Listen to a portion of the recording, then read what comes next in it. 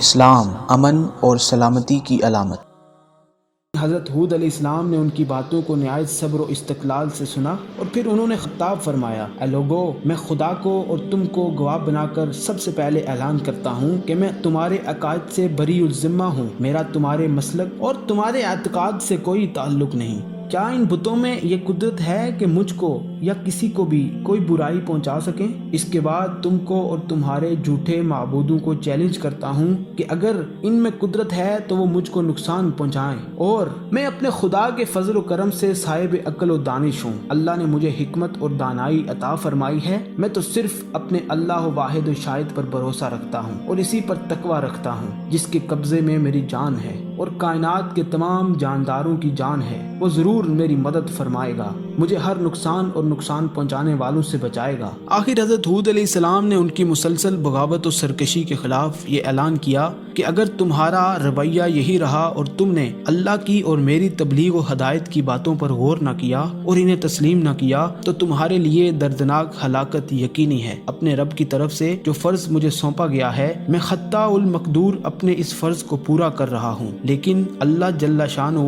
بے شک بڑا زبردست ہے، وہ تمہیں یقیناً عبرتناک موت سے ہمکنار کرے گا اور تمہارا انجام انتہائی برا ہوگا اور تمہاری جگہ کا وہ کسی اور قوم کو مالک بنا دے گا۔ بلا شبہ تم ان کو ذرہ برابر بھی نقصان نہیں پہنچا سکتے، وہ ہر شے پر قادر مطلق ہے، تمام عالم اس کے احاطہ قدرت میں ہے اور وہ ہر شے کا مالک اور نگہبان ہے، تمام کائنات اس کے سامنے سجدہ ریز ہے۔ اے قوم، اب بھی سمجھ اور عقل سے کام لو، خدا کے سامنے نیاز سے جھک جاؤ، ورنہ قضاء و قدر کا ہاتھ ظاہر ہو چکا ہے اور اب بہت ہی قریب ہے کہ تمہارا سارا غرور، سارا گھمنڈ خاک میں مل جائے۔ اس وقت شرمندگی اور بربادی کے علاوہ تمہیں کچھ نہیں ملے گا۔ حضرت ہود علیہ السلام نے قوم عاد کو بار بار سمجھایا کہ اے لوگو، اے قوم عاد، میں تمہارا دشمن نہیں ہوں، تم سے مال و دولت نہیں چاہتا اور نہ ہی ملک و مال کا خواہش مند ہوں، میں وہی کہتا ہوں جو مجھ سے کہا جاتا ہے، میں تمہاری فلاح و نجات چاہتا ہوں، میں اللہ کے بارے میں امانت دار ہوں،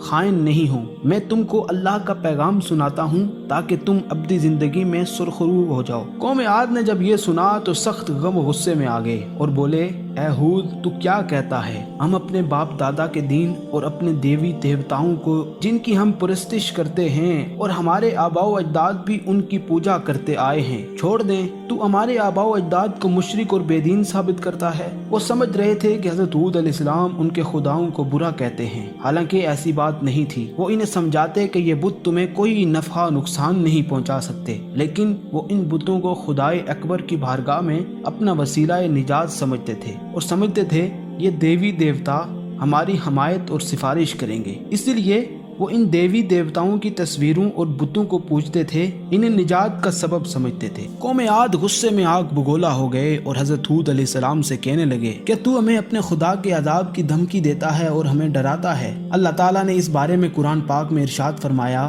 میں تمہیں تمہارے اوپر برے دن کے عذاب سے ڈراتا ہوں۔